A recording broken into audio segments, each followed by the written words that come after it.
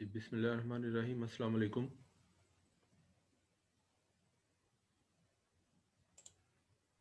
वालेकुम अस्सलाम sir. Okay, ji, lecture number 25, Professional Ethics and Engineering Entrepreneurship. The today's topic is screening and evaluation opportunities. How we will start our screening and evaluate the different opportunities in the market.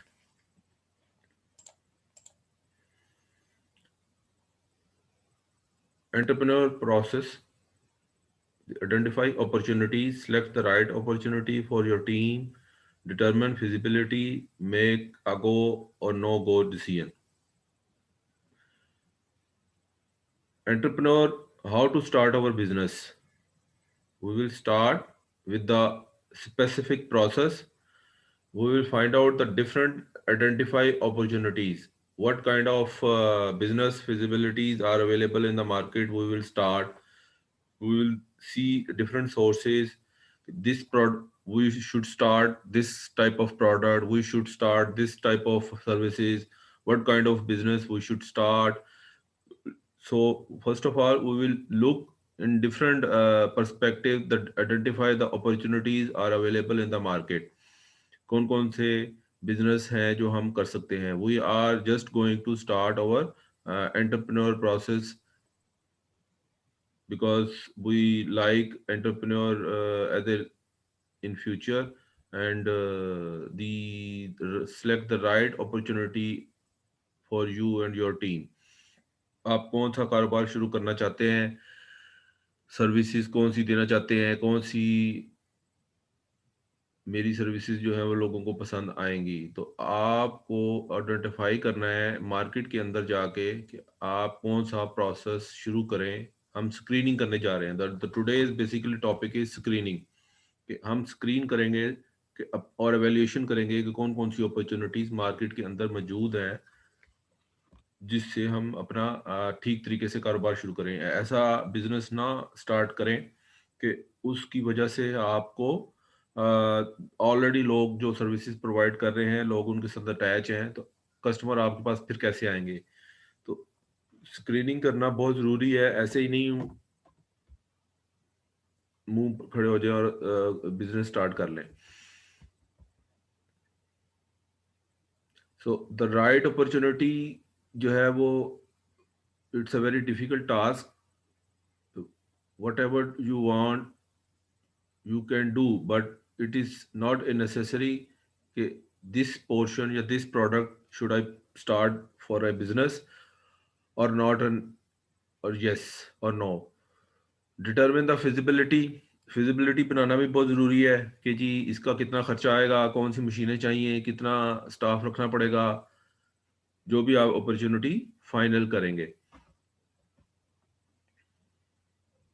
Match the opportunity to your personal profile. Okay, when you select any kind of opportunity, this is finalized from my side and I would start this type of business. So you should check first as a personal profile, should I do or not? Can I start or not? मैं ये काम कर सकता हूँ या नहीं कर सकता. Selection criteria. Find a unique way to approach the business. The people are also doing lot of time or lot of products, making lot of giving lot of services. आपको एक यूनिक रास्ते से आपको अपनी अप्रोच को use करना है ताकि कस्टमर आपकी तरफ अट्रैक्ट करें.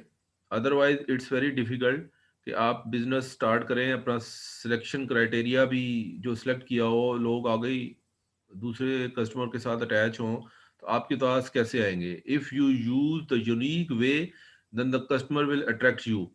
Carry out the basic screening, look for the weak point. यानी बेसिक स्क्रीनिंग करना बहुत ज़रूरी है और जो आपके पास वीक पॉइंट है उसको दूर करना बहुत ज़रूरी है.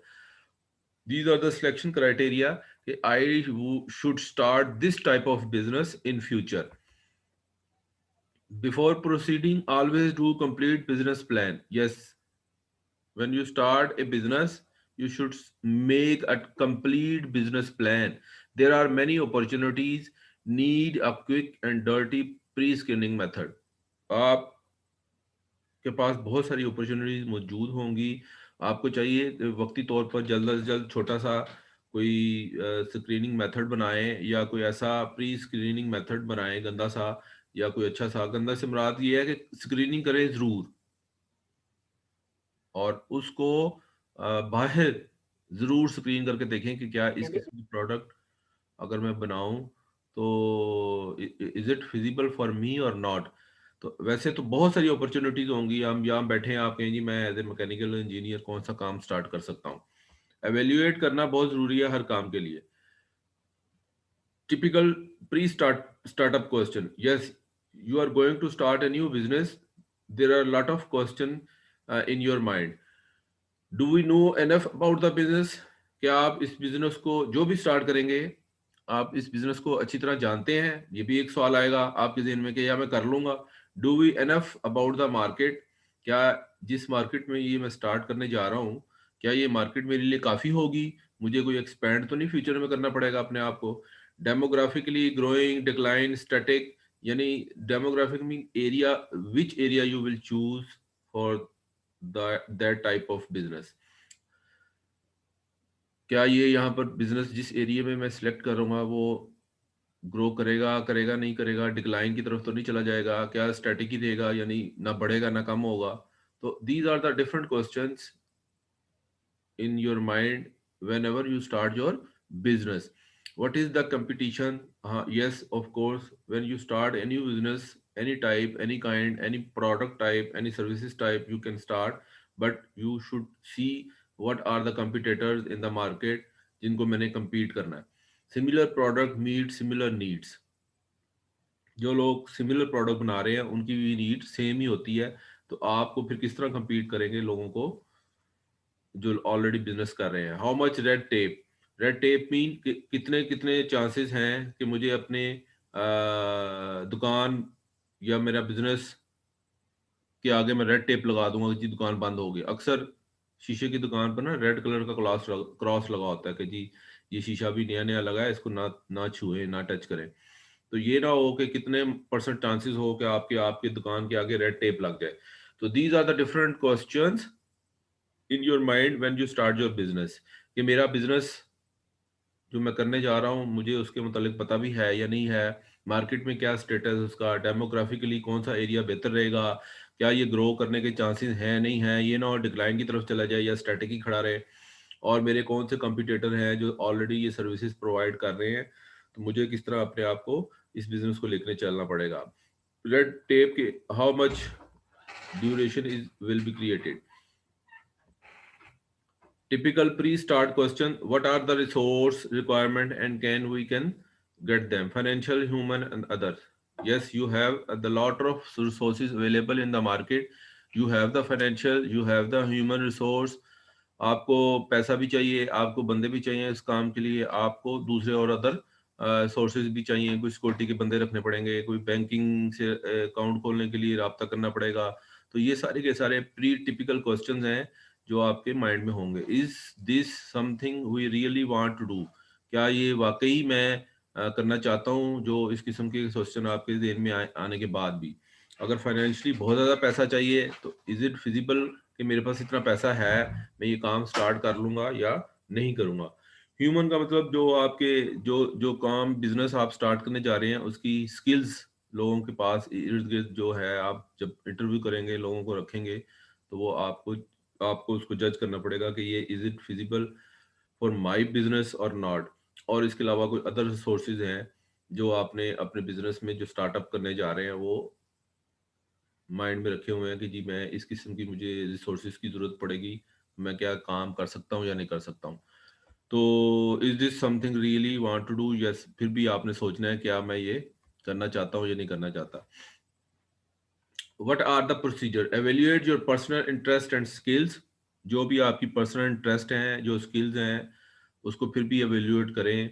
Complete a group synthesis. आप अपने जो ग्रुप के जो लोग हैं जो काम करने के लिए जा रहे हैं उसमें सिंथेसिस का मतलब है देखें कि कौन सा बंदा किस काम के लिए ज़्यादा हेल्पफुल होगा इन फ्यूचर। मैं इस बंदे को इस काम के लिए रखूं, मैं खुद क्या काम करूंगा, मैं बिजनेस में क्या सर्विसेज दूंगा। Complete the opportunity evaluation question है, आप अपने माइंड में डिफरेंट क्वेश्चन बनाएं और उसको फिर सॉल्व करें कि ठीक है जी, किस जगह हम रेंट पर बिल्डिंग लेंगे, कौन सी मशीन खरीदेंगे, कैसे बंदों को हायर करेंगे, कौन मेरा प्रोडक्शन का मैनेजर होगा, मैं सीईओ हूँगा तो मुझे कौन सा जनरल मैनेजर हायर करना पड़ेगा, वट एवर जो भी है, छोटी सी दुकान भी हो तो उसको लुक आफ्टर कौन करेगा, मैं 24 घंटे तो नहीं टाइम दे सकता, मैंने भी रेस्ट करना है। तो these are the different question जो आपके एज ए इंजीनियर आपके माइंड में आएंगे, उसको देख के चलना है। एक फॉर्म होता है अपॉर्चुनिटी एवेल्यूशन फॉर्म, जैसे हमारे जो डिफरेंट ऑर्गेनाइजेशंस हैं वो 1 साल के बाद आपको एक फॉर्म पकड़ा देते हैं कि एवेल्यूएट करें कि आप कहाँ स्टैंड करते हैं। बॉस आपका सामने बैठ जाता है और आपको टिक करता जाता है कि जी ठीक है, आपकी ये भी परफॉर्मेंस साल भर अच्छी रही, ये भी काम अच्छा रहा, छुट्टियां इसने इतनी की, इसको जितने मैंने टास्क दिए इसने फुलफिल किए नहीं किए, तो वो एवेल्यूएट करते हैं। तो कुछ आपको प्रोफाइल में जो आपकी चीज़ें लिखी हुई हैं कि इस बंदे को ये रिस्पॉन्सिबिलिटी दी गई थी, वो उसके मुताबिक उसकी एवेल्यूएशन करता है। इसी तरह बिजनेस में भी आप 1 साल के बाद या 6 महीने के बाद आप डिफरेंट क्वेश्चनेयर आपने बनाए होते हैं कि जी आप नेट से भी मिल जाते हैं कि जी एक 6 माह का बिजनेस था तो आपको किस किस्म के क्वेश्चन माइंड में आने चाहिए, और मैंने अपने इस कारोबार को या इस बिजनेस को या इस एंटरप्रेन्योर एज ए एंटरप्रेन्योर मैंने किन किन चीज़ों को एवेल्यूएट करना है जो नेक्स्ट टाइम मेरे कस्टमरों को डिस्टर्ब ना करे। तो एक जनरल एवेल्यूएशन फॉर्म होता है जिसमें मुख्तलिफ क्वेश्चन लिखे होते हैं, उस क्वेश्चन के वही एग्री डिसएग्री और अनसर्टेनिटी को टिक करना होता है कि ठीक है जी मैं किस लेवल पर खड़ा हूँ।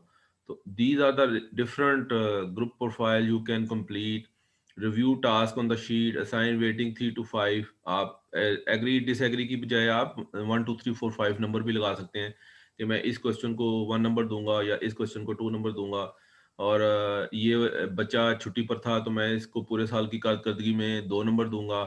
तो आप किस तरह भी अपने आप को एवेल्युएट कर सकते हैं, कोई भी आप काम कर रहे हो। तो assign A project number two each project you have identify, जो भी आप प्रोजेक्ट करने जा रहे हैं या एंटरप्रेन्योरशिप, उसको उसको असाइन करें कि ये जी ये नंबर है और इनके ये फला फला लोगों ने ये काम करना है। तो एवेल्युएशन करने के बहुत सारे तरीके हैं, फॉर्म बना लें, किसी से कंसल्टेंसी लेके उसको क्या है हमारा ऑडिट कर दो कि जी एवेल्युएट करो कि हमारा बिजनेस कहाँ स्टैंड करता है, हमें क्या क्या कमियां हैं और क्या क्या वीक पॉइंट हैं, क्या क्या उसके स्ट्रेंथ पॉइंट्स हैं। तो कई अपॉर्चुनिटीज हैं जो आप एवेल्युएट कर सकते हैं अपने आप को, और ये करना जरूरी होता है ताकि आपका जो बिजनेस है ग्रो करे। लोग ऑडिट भी इसीलिए करवाते हैं, या पाकिस्तान इंजीनियरिंग काउंसिल भी स्वीडिश में इसीलिए आती है कि वो लेवल ऑफ एजुकेशन चेक करे, क्वालिटी ऑफ एजुकेशन चेक करे, क्या चल रहा है। उसके कई तरीके होते हैं, उनके पास फॉर्म भी अक्सर होता है और कई फॉर्म के बगैर भी आ जाते हैं जिनको जुबानी जुबानी सवाल याद होते हैं और वो क्वेश्चन पूछते जाते हैं। Rate each of each task on the sheet of each project, जितने भी आपके प्रोजेक्ट चल रहे हैं एज ए एंटरप्रेन्योर, आपने जिन जिन लोगों को जो जो सी टास्क दी थी उसके हर एक के अपने आप रेट लगा सकते हैं। यानी इसको इस काम के लिए इस इंजीनियर को 1 नंबर देना है, 2 नंबर देना है, 3 नंबर देना है, 4 नंबर देना है। और वो जो रेंज है वो हमेशा 1 से स्टार्ट होती है और मैक्सिमम 5 पॉइंट तक जाती है, या 10 नंबर तक भी आप दे सकते हैं। One is relatively easy and higher numbers difficult add and score of the each project. Yes, एक एक प्रोजेक्ट है किसी ए इंजीनियर को दिया, एक प्रोजेक्ट ए इंजीनियर ए उसका नाम था, वन उसको एक प्रोजेक्ट दिया। अब आप उसकी वैल्यूएशन करेंगे, इसको क्वेश्चन में लिखा होगा क्या ये डेली आता था, ये रेगुलर आता था, आपके आगे 1 से लेकर 5 तक नंबर लगे हुए हैं। इसको टेक्निकल स्किल्स कितनी आती थी, इसकी सुपरविजन स्किल कितनी अच्छी थी, मैनेजमेंट स्किल्स कितनी अच्छी थी, ये डिफरेंट क्वेश्चन होंगे और 1 से लेकर 10 तक नंबर होंगे, आप टिक करते जाएंगे। और आखिर में आप टोटल जब कर लेंगे जी ठीक है जी इसके 72 नंबर बने हैं, फलां इंजीनियर के इतने नंबर बने हैं, आप एवेल्युएट करते चले जाएंगे और अपना फॉर्म कंप्लीट कर लेंगे। तो आसान होता है, कोई इतना मुश्किल नहीं होता एवेल्यूएशन करना। Use the same project numbers as section A. Assign rating 1 to 4. One is relatively easy, higher than number, difficult add, and the score of each project. The lowest combined score of section A and section B is often more attractive project. मुख्तलिफ A और B के section A और be different section है कि पहले मैंने इसकी management skills check करनी है, उस मैनेजमेंट स्किल्स में इसके कौन कौन से हिस्से आएंगे उसके नंबरिंग लगेगी। और सेक्शन ए जो है वो डिसिप्लिन का सेक्शन था, उसमें ये लोग इस तरीके से कि ये डेली इतने बजे आता था, सुपरवाइजर से डेली मिलता था नहीं मिलता था, और रेगुलर था नहीं था, वो सारे सेक्शन ए में चले गए। सेक्शन बी एक डिफरेंट है जिसमें आप मैनेजमेंट स्किल्स, आपकी अपनी टेक्निकल स्किल्स, नॉलेज वगैरह आ जाता है, उसकी काउंटिंग आ जाती है। तो there are the lot of opportunities और evaluation forms are available in the internet, books you can download and you can use it as a entrepreneur in your business. ये Edward de Bono ने एक 6 मुख्तलिफ सोच के साथ hats announce किया था। आप ऐसे भी लगा सकते हैं, यार इसको येलो नंबर दे दो, इसको ब्लैक नंबर दे दो, इसको रेड नंबर दे दो, इसको व्हाइट दे दो, इसको ब्लू दे दो। अगर आप नंबर नहीं भी लिखना चाहते तो डिफरेंट कलर्स को भी आप यूज कर सकते हैं। अब येलो कलर जो है वो think of sunshine, optimism, represent the logical positive benefits, values, feasibility. अब आपने अगर किसी को येलो पॉइंट देना है कि उसकी सोच येलो पॉइंट से मिलती है, तो इसका मतलब ये है कि उसकी जो थिंकिंग है वो सनशाइन है, यानी सूरज की तरह चमकता हुआ। वो हमेशा बड़ा अच्छा फैसला करता है, हमें हमेशा अच्छी सोच रखता है और अपने आप को एक लॉजिकल पॉजिटिव रखता है, यानी हर वो काम वो जो पॉजिटिव करता है और उसका लॉजिकल व्यू देता है कि हाँ जी सर मैं ये काम इसलिए कर रहा हूँ, उसका उसके पास उसकी लॉजिक होती है, इसलिए उसको लॉजिकल पॉजिटिव कहा गया है। इस येलो साइन इंडिकेट्स कि जो भी whatever he is doing he always give the benefits to the company. ये कंपनी को बहुत सारे बेनिफिट्स देता है, ये अच्छी अप्रोच रखता है। वैल्यू यानी उसके काम की करने की वैल्यू है, ये जो भी जिस काम को भी हाथ डालता है, जिस तरह भी प्रोजेक्ट को डील करता है, वो कंपनी के लिए वैल्यू है। और फिजिबिलिटी यानी इसकी जो भी फिजिबिलिटी होती है वो सारे सनशाइन से रिलेटेड यानी ब्राइट होती है, इसकी सारी फिजिबिलिटी कभी गलत साबित नहीं हुई। ब्लैक कलर जो है वो आपका नेगेटिव कलर है, यानी think of officer in the dark uniform, यानी सोच इसकी जो है वो सॉरी वो एक ऑफिसर की तरह है, और लेकिन सारे काम इसके इलीगल हैं, रॉन्ग हैं और बड़े खतरनाक काम हैं। ठीक है जी, तो you will represent him as a black colour. ये हमेशा गलत काम करता है और लॉजिक भी इसकी नेगेटिव देता है। यानी ब्लैक जो है वो एक हेड थिंकिंग यानी डार्कनेस की शो करता है। ये ब्लैक एरिया में आता है। इसको इस बंदे को आपने अभी जितने भी इसने काम दिए हैं, इलीगल किए हैं, गलत किए हैं, बड़े डेंजरस काम किए हैं, और इसकी जितनी भी लॉजिक होती है वो नेगेटिव होती है अप्रोच। और ये तो लेफ्ट जो राइट कलर का और लेफ्ट कलर का जो दोनों ब्लैक हैं, तो ब्लैक वालों को डील करने के लिए आपको ब्लैक पुलिस वर्दी वाले बंदे मनवाने पड़ते हैं कि जी इसको अभी पुलिस ही बंदा ठीक करेगी क्योंकि इसने बड़ी काफी करप्शन कर ली हुई है। तो येलो था, ग्रीन आ गया। ग्रीन का मतलब है कि ये ग्रो कर रहा है, he has the energy, he can achieve the target, और इसकी मजीद और ब्रांचेस भी बनाई जा सकती हैं। इसके अंदर क्रिएटिविटी पैदा करने के बहुत चांसेस हैं। यानी अभी इसमें पूरा येलो जो है वो already full fledge good position है। ब्लैक एक रॉन्ग पोजीशन है, इलीगल पर्सन है और नेगेटिव रॉन्ग और इलीगल काम करता है। ग्रीन जो है वो उसके है पॉजिटिव माइंड बट ग्रोइंग के बहुत अभी चांसेस हैं, यानी अभी इसमें इतनी वीकनेस नहीं है लेकिन ये ग्रो कर जाएगा। वेजिटेशन जैसे जिस तरह सब्जियां उगती हैं, छोटी से बड़ी हो जाती हैं, ग्रो करती हैं, नेचुरल एनर्जी लोगों को मिलती है। ब्रांच एक से आज एक ब्रांच में काम कर रहा है, इंशाल्लाह 2 3 4 इकट्ठी ब्रांचें भी इसकी बन जाएंगी। क्रिएटिविटी वाला बंदा माइंड है, makes time for deliberate creative effort, और काफी क्रिएटिविटी की तरह एफर्ट्स करता है, अपने आप को मशहूर कर रहा है, अपने आप को एफर्ट करके अपने आप को ज्यादा फेमस बनाने की कोशिश कर रहा है। तो in future he will be very capable person.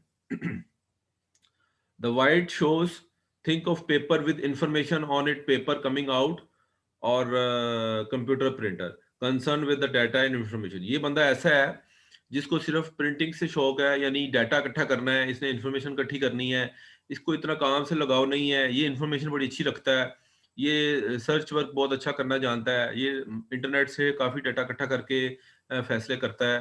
तो इस किस्म के जो लोग सिर्फ इंफॉर्मेशन स्ट्रांग अपनी करते हैं, इसको डाटे का हर चीज़ का पता है, ये जो भी इस किस्म का काम करे, जो अपने आप को इंफॉर्मेशन को अपने अंदर माइंड को कैप्चर कर ले, या अगर ज़्यादा से ज़्यादा डाटा को इकट्ठा नहीं कर सकता तो वो उसको कंप्यूटर में टाइप करके नोट कर लेता, प्रिंट हार्ड कॉपी में लेके फाइल में लगा लेता कि मैंने ये इन्फॉर्मेशन इकट्ठी की है। तो जो व्हाइट हैट के लोग होते हैं, जो सफ़ेद रंग का टोपी पहनना पसंद करते हैं, वो इसका मतलब ये है कि वो इन्फॉर्मेशन इकट्ठी करना और डाटे के साथ खेलना, और कि जी एक अगर कंप्रेसर खरीदना है तो किस किस स्पेसिफिकेशन का होगा, सारे 10 किस्म की उन्होंने स्पेसिफिकेशन लिख के रखी होती है। पता बेशक ना हो कि कंप्रेसर चलता क्या है, कंप्रेसर काम क्या करता है, बट उसके पास इन्फॉर्मेशन अच्छी है, और ये बंदा इस काम के लिए बड़ा अच्छा है कि जी इसको इस काम के लिए लगाया जाए कि जहां पर डाटा इन्फॉर्मेशन का जिक्र हो। रेड हैट थिंकिंग, सुर्ख रंग के कौन कौन से पहनते हैं? जो think of safe warm and red fire, जो सोचते तो सेफ पॉइंट ऑफ व्यू से हैं, लेकिन आग से खेलना पसंद करते हैं। ठीक है जी, उनकी फीलिंग्स और इमोशंस जो हैं वो बड़े सख्त होते हैं, और वो सख्त काम में कूदना पसंद करते हैं, और ये देखते हैं कि जी ठीक है, इन फ्यूचर अगर ये सख्ती आएगी भी तो इंशाल्लाह मैं स्ट्रेस में नहीं जाऊंगा और मैं ये करके दिखाऊंगा। तो उनकी फीलिंग, उनके फोरकास्ट्स, उनकी इमोशंस वो बड़े स्ट्रांग होते हैं, और वो कहते हैं जी हमें टफ काम दे दिया जाए तो हम इनको डील कर लेंगे। तो आप किसी भी बंदे को रेड हैट भी थिंकिंग का सिग्नल दे सकते हैं। Blue hat thinking, the think of blue sky और view concern with the process control manage the thinking process, ये प्रोसेस को बड़ा अच्छा कंट्रोल करते हैं, और जो प्रोसेस चल रहा है उसको बड़े अच्छे तरीके से मैनेज करते हैं। तो ये आप ब्लू हैट भी उसको दे सकते हैं। लो जी, ठीक है बच्चों, थैंक यू वेरी मच।